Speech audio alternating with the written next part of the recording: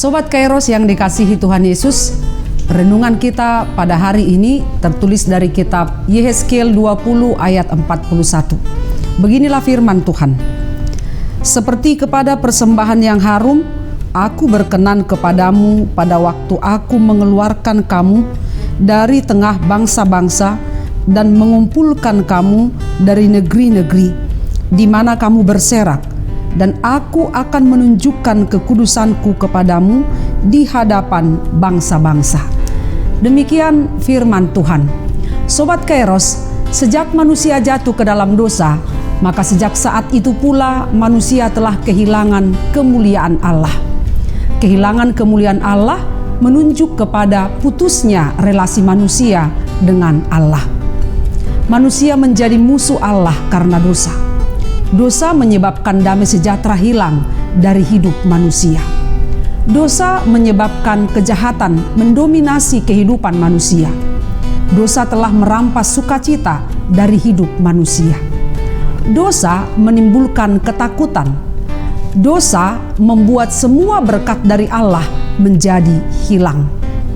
Kebutuhan utama manusia ialah hidupnya kembali dipulihkan. Dipulihkan dengan Allah, Sang sumber kehidupan dan berkat. Dipulihkan relasinya dengan sesama manusia. Dipulihkan relasinya dengan lingkungan. Lalu manusia dipulihkan untuk menerima hidup yang kekal.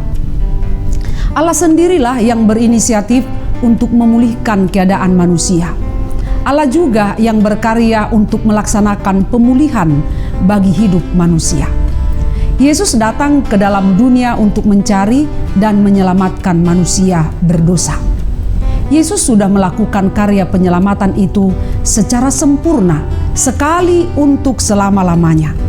Melalui karya salib yang sempurna itu, kita menerima jaminan untuk dipulihkan oleh Allah. Apa tujuan Allah memulihkan kita? Allah memulihkan kita bukan tanpa tujuan. Oleh karena itu, ada beberapa tujuan Allah memulihkan kita, yaitu 1, supaya kita kembali mengalami berkat-berkat Tuhan. Dosa telah menyebabkan berkat itu menjadi kutuk. Tanah menumbuhkan semak duri dan belukar. Semua itu terjadi karena dosa manusia. Manusia berusaha untuk mengubah kutuk menjadi berkat, namun semua usaha itu sia-sia adanya.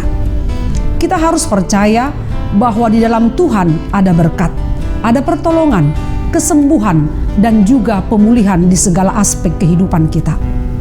Tuhan Yesus sendiri berkata, "Aku datang supaya mereka mempunyai hidup dan mempunyainya dalam segala kelimpahan."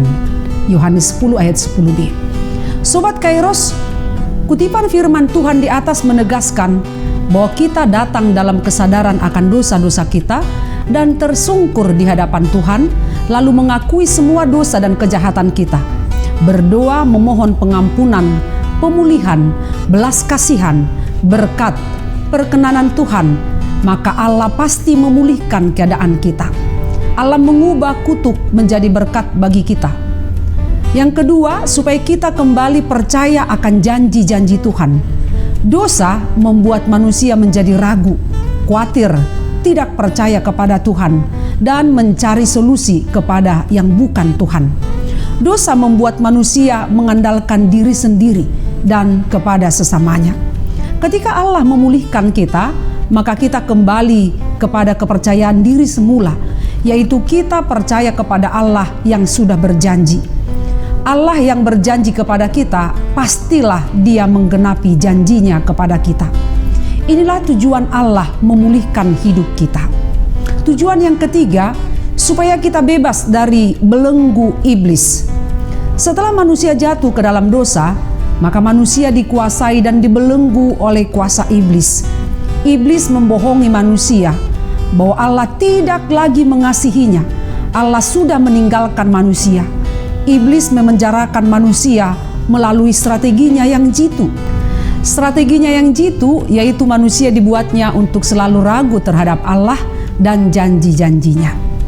Tujuan keempat yaitu supaya kita dapat kembali mengalami kasih Allah yang sempurna. Allah memulihkan kita supaya relasi kita dengan Allah terjalin kembali. Hubungan kita dengan Allah menjadi harmonis. Kita bisa berkomunikasi kembali dengan Allah. Kita memiliki akses untuk menemui Allah di ruang maha kudusnya melalui doa dan permohonan kepadanya. Inilah tujuan Allah memulihkan hidup kita.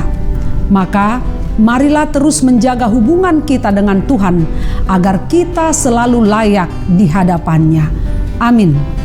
Selamat beraktivitas Sobat Kairos. Tuhan Yesus memberkati. Shalom.